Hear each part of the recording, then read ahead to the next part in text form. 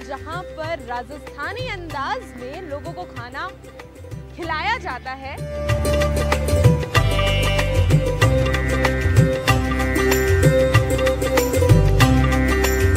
राकेश जी, कब आपने ये शुरू किया था और कब से लेकर अब तक क्या कुछ चीजें हैं आपने देखी, बदलाव देखा, और ये मतलब कहाँ से आया दिमाग में ये कि मतलब इस तरह से राजस्थानी अंदाज में कुछ बनना चाहिए?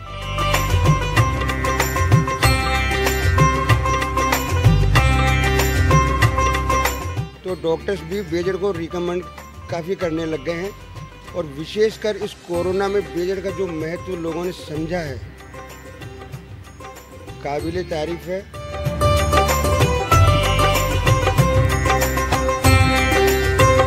तो चारों रोटियां मतलब बेजड़ की, मक्के की, सारी रोटियां। अच्छा, कहाँ से बनानी सीखी? गांव से। आप सब गांव से ही हो? गांव से हो। अच्छा।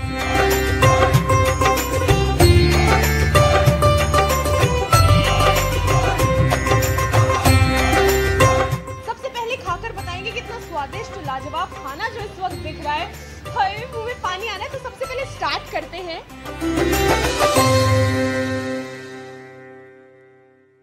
नमस्कार, स्वागत है आपका TNI आवाज में और मैं हूं पलक गुप्ता। आपको जब हर हफ्ते हम एक स्पेशल फूड स्टॉल पर या किसी ढाबे पर या किसी फेमस जगह लेकर जाते हैं, तो आज भी हम ऐसे ही एक फेमस फूड स्टॉल पर आए हैं जिसे लोग गोपी की रसोई कहते हैं। ये वो गोपी की रसोई है जहां पर राजस्थानी अंदाज में लोगों को खाना खिलाया जाता है।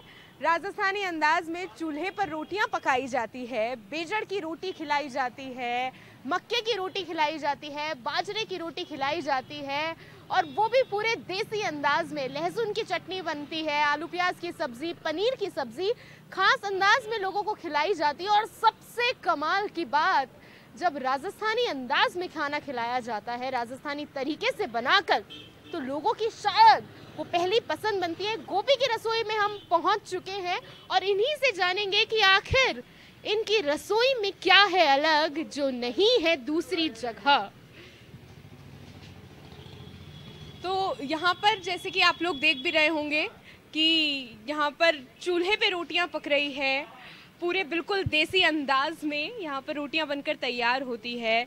बेजड़ की रोटी, मक्के की रोटी और आलू प्याज की सब्ज़ी बनती है, देखा जाता है अक्सर। और जिस तरह से गांव में पुराने ज़माने में चूल्हा चौका करा जाता था, चूल्हे पे रोटियां पकाई जाती थी। मेरी दादी माँ जब भी चूल्हे की रोटी बनाती थी तो अक्सर पहली पसंद हुआ करती थी हम लोगों की। जब हम सब घर के छोटे बच्चे गांव जाया करते थे तो पहली पसंद यही होती थी कि दादी माँ चूल्हे की रोटी बनाए। और मुझे तो आज भी पसंद है, आज भी गाँव जाकर सबसे पहले मैं चूल्हे की रोटी खाती हूँ, क्योंकि चूल्हे की रोटी में एक अलग ही स्वाद होता है जो शायद चूल्हे की रोटी में इतना नहीं होता होगा। किसान जब एक अनाज उगाता है और कहीं ना कहीं वो जब एक आम व्यक्ति खाता है, तो वो एक किसान की पूरी मेहनत, एक किसान का पूरा काम जब उसकी मेहनत रंग लाती है। तो गोपी की रसोई के जो ओनर है, अब हम उनसे बात करेंगे और आपको उनसे मिलवाएंगे। तो सर, बहुत बहुत स्वागत है आपका। क्या नाम सर आपका? राकेश। राकेश जी, कब आपने ये शुरू किया था और कब से लेकर अब तक क्या कुछ चीज़ें हैं आपने देखी, बदलाव देखा, और ये मतलब कहाँ से आया दिमाग में ये कि मतलब इस तरह से राजस्थानी अंदाज में कुछ बनना चाहिए? मैंने इसे 2 साल पहले स्टार्ट किया।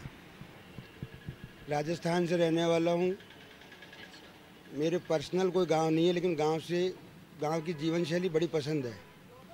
वहाँ जो सुकून से आदमी रोटी सब्जी नीम के पेड़ के नीचे आराम से खाए, किसान जो रोटी। मैं जब एक बार गांव गया, मेरे को वहाँ वो मोटी रोटी, चटनी, छाछ, प्याज बड़ा पसंद आया। मेरी इच्छा थी जब भी कभी भी इस फूड लाइन में आऊँ तो मैं इसे चालू करूँ। दूसरी, इस रोटी के अंदर जो चूल्हे की देसी रोटियां हैं, बाजरे की, मक्का की है, बेजड़ की है, इसके अंदर कोई मैदा वगैरह का समावेश नहीं है। दूसरा, पुराने लोग कहा करते थे मोटा खाओ मोटा पहनो, इसमें हमारे यहाँ सारा आटा मोटा पिसा हुआ होता है, तो वो डाइजेशन के लिए बहुत बेटर है। और आज यदि डॉक्टर्स की बात करें तो डॉक्टर्स भी बेजड़ को रिकमेंड काफ़ी करने लग गए हैं, और विशेषकर इस कोरोना में बेजड़ का जो महत्व लोगों ने समझा है,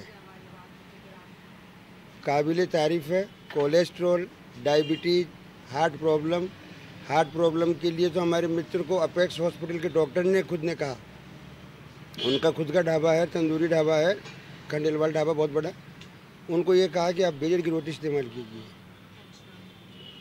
तो मोटा खाओ मोटा पहनो का जो पहले के लोगों का सिद्धांत था, उसके बेस पे मैंने इसे स्टार्ट। आप जब कोरोना के दौर में आपने ये शुरू किया, जब लोगों का रोजगार छिन रहा था, आपने गोपी की रसोई की शुरुआत करी, जब लोग घर में बंद थे, तो क्या कैसा कुछ लोगों से रिस्पांस मिला? क्या कुछ लोगों का कहना था आपने जब देसी अंदाज में लोगों को खाना खिलाना शुरू किया? नहीं, रेस्पॉन्स मेरे को इसका वाकई मतलब उम्मीद से बढ़कर मिला, उम्मीद से बढ़कर मिला।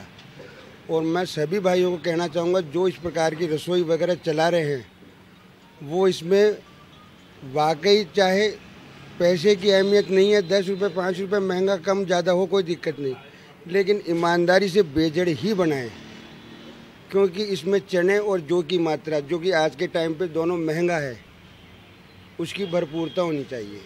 बिल्कुल, आपने चलिए ये तो बात करी, ये तो हमें समझ में आ गया कि आपने बेजड़ की रोटी, मक्के की रोटी ये क्यों शुरू करी। इनके साथ आलू प्याज की सब्जी, पनीर की सब्जी और लहसुन की चटनी को ही क्यों आपने तवज्जो दी? तवज्जो का कारण ये है कि इस रोटी के साथ जो कॉम्बिनेशन में है, ये रोटी थोड़े मोटे आटे की जाएगी, जिसको चबा के खाना पड़ेगा। यदि आप बटर पनीर, चना मसाला वगैरह ऐसी ग्रेवी की सब्जियां देते हैं तो उसमें मीठेपन के साथ ये रोटियां नहीं चल पाती। अब गांव का किसान, मैंने जो परंपरागत खाना चालू किया है, तो गांव का किसान उस समय कहाँ ग्रेवी की सब्जी खाया करता था, वो लहसुन की चटनी, छाछ और प्याज के साथ ये रोटी खाया करता था। तो मेरा बेसिकली है ही केवल ग्रामीण परिवेश में। मैं मेरी जगह में फर्श करा सकता हूँ, नहीं कराया क्योंकि मिट्टी पसंद है, तो मैंने उसी सोच के आधार पे इसे चालू किया। बिल्कुल, आप देख सकते होंगे लोगों को खाना भी बिल्कुल देसी अंदाज में खिलाया जाता है। चारों तरफ लकड़ियों से पूरे कवर कर रखा है, और नीचे भी कोई फर्श नहीं है, बल्कि मिट्टी है, लोगों को ताकि लोग यहाँ आए और लोगों को ये मालूम हो कि देसी चीज़ें क्या होती है, देसी अंदाज क्या होता है। हालांकि उनसे भी बात करेंगे जो रोटियां बना रहे हैं, उनसे भी जानना चाहेंगे कि यहाँ पर ठंड हो, गर्मी हो, बरसात हो, आप लोग हमेशा इसी तरह से यहाँ रोटियां बनाते रहते हो, चाहे कोई सा भी मौसम? हाँ, चाहे कोई सा मौसम हो, ताजी ताजी हमेशा बनाए। ऐसे ही। अच्छा, तो चारों रोटियां मतलब बेजड़ की, मक्के की, सारी रोटियां। अच्छा, कहाँ से बनानी सीखी? गांव से। आप सब गांव से ही हो? गांव से। गांव से हो। अच्छा, मतलब कैसे बनाते हो? आटे में क्या क्या मिलाते हो? आटे में तो मक्का का दाना, ये नमक। अच्छा, और फिर मोटी मोटी रोटियां बनाकर सबको खिलाते हो। तो अच्छा, टिक्कड़ भी बनाते होंगे? हाँ, टिक्कड़। वो है टिक्कड़, आप देख सकते हैं, ये टिक्कड़ है जो लोग खाते हैं और मुझे बहुत पसंद है। इस वक्त अगर देखा जाए, कितना शादियों में हम लोग खाते हैं मक्की की रोटी, बाजरे की रोटी, घर में भी बहुत लोगों के बनती है।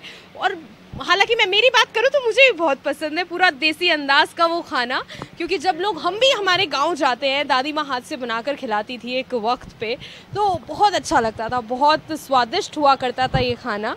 जिस तरह से आप लोगों को हमने दिखाया पूरे देसी अंदाज में, यहाँ पर गोपी की रसोई में इन्होंने जो पूरा बना रखा है, चारों तरफ लकड़ियों से सजा रखा है, देसी अंदाज में लोगों को खाना खिलाते हैं। और कहीं ना कहीं ऊपर भी आप देख सकते होंगे कि कोई एक जो बड़े बड़े कैफ़ेज़ में, रेस्टोरेंट्स में, इनके पूरे बनावटी चीज़ों पर जहाँ लोग बहुत से पैसे खर्च करते हैं, वहाँ यहाँ पर देसी मटकों में लोगों को छाछ पिलाई जाती है, मटकों में रखकर लोगों को पत्तलों में खाना खिलाया जाता है, बिल्कुल देसी अंदाज में। और कहीं ना कहीं शायद आज ये चीज़ें जो विलुप्त हो रही है, कहीं ना कहीं उनसे जोड़ने का प्रयास एक हम कह सकते हैं।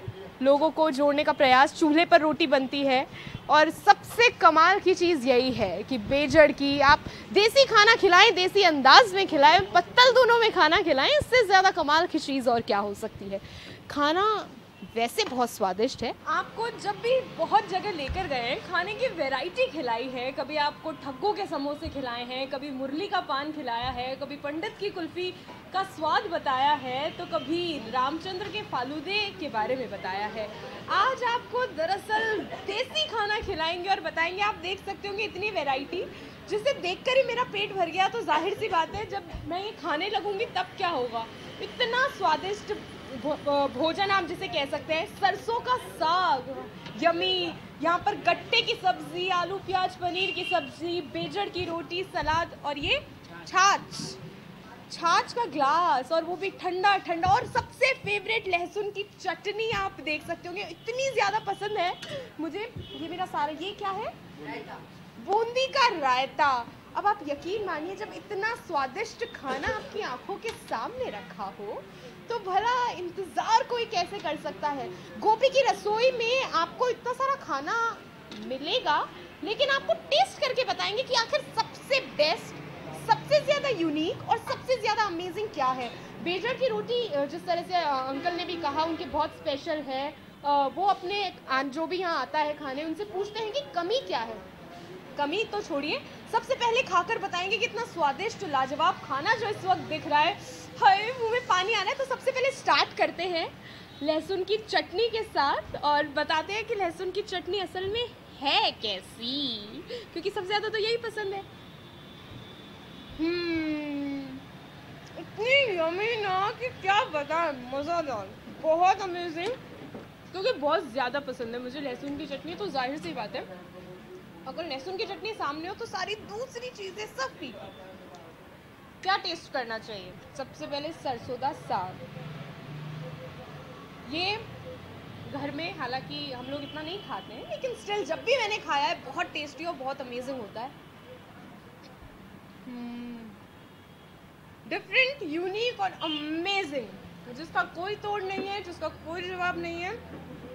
सरसों का साग। तो हमने दो चीज़ें अभी तक टेस्ट करी, लहसुन की चटनी और सरसों दा साग, जिसका नहीं है कोई और जवाब। ये काई की सब्जी है? बेसन के गट्टे, उसे कहेंगे बेसन के गट्टे। तीसरी चीज़ हमने टेस्ट करी है बेसन के गट्टे, लाजवाब और बहुत बहुत बहुत ही स्वादिष्ट।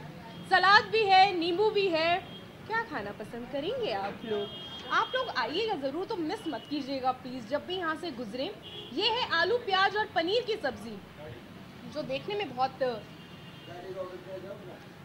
यम्मी है, लेकिन खाने में उससे भी ज़्यादा कमाल है, बहुत कमाल है। मिस कुछ नहीं करना है आप लोगों को, सब आना है, टेस्ट करना है।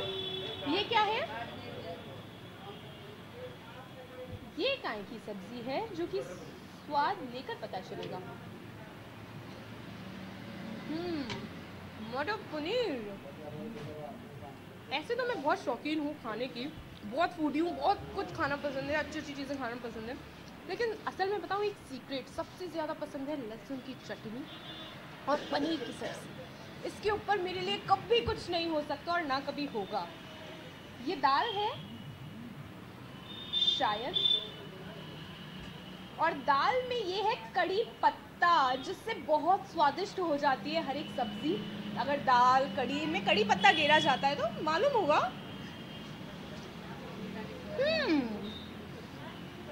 लाजवाब, स्वादिष्ट, बहुत ही कमाल का खाना। मैं आप लोगों से कहूँगी जब भी आप यहाँ से गुजरे, जब भी इधर से निकलें, तो प्लीज़ गोपी की रसोई का खाना मिस नहीं करना है, ज़रूर खाकर जाना है और टेस्ट ज़रूर करना है। क्या छूटा? आई थिंक ये कढ़ी है, ये भी टेस्ट करके बताते हैं। टेस्टी। कहते हैं ना कि जो देसी अंदाज में खाना बनता है, जो हाथों की मेहनत जिसमें लगती है, उस खाने का स्वाद बहुत लाजवाब होता है, बहुत अलग होता है। और बेसिकली यही है उस खाने में। छाछ है, बूंदी का रायता है। जाहिर सी बात है। आप लोगों से एक और चीज़ कहना चाहूँगी कि जब भी आएँ मिस ना करें, ये सब टेस्ट करें, और जो मैंने टेस्ट करा है अभी तक आप सब लोगों के सामने, बहुत कमाल और बहुत लाजवाब है। खाने में कोई कमी नहीं है, सुपर हिट खाना है और सुपर डुपर हिट खाना है। इतना लाजवाब और स्वादिष्ट खाना, आकर खाइए, आपको भी मज़ा आ जाएगा। 100% गारंटी मैं लेती हूँ।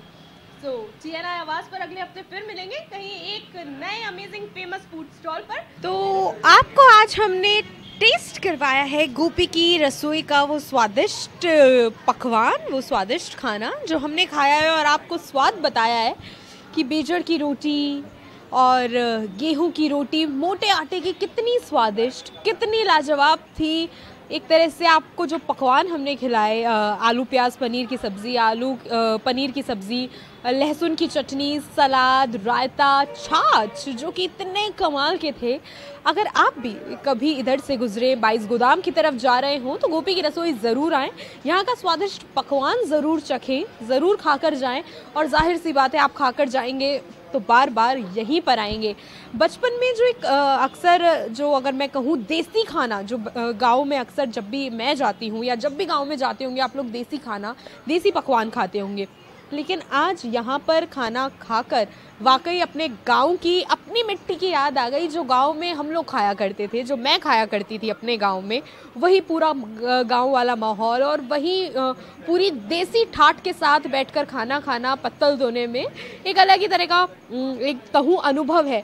तो आप लोग भी गोपी की रसोई ज़रूर आइएगा, खाना खाइएगा, स्वादिष्ट पकवान ज़रूर चखिएगा, ताकि आप लोग मिस ना कर जाओ जयपुर की one of the very famous, very delicious Gopi ki Rasoi वाला खाना।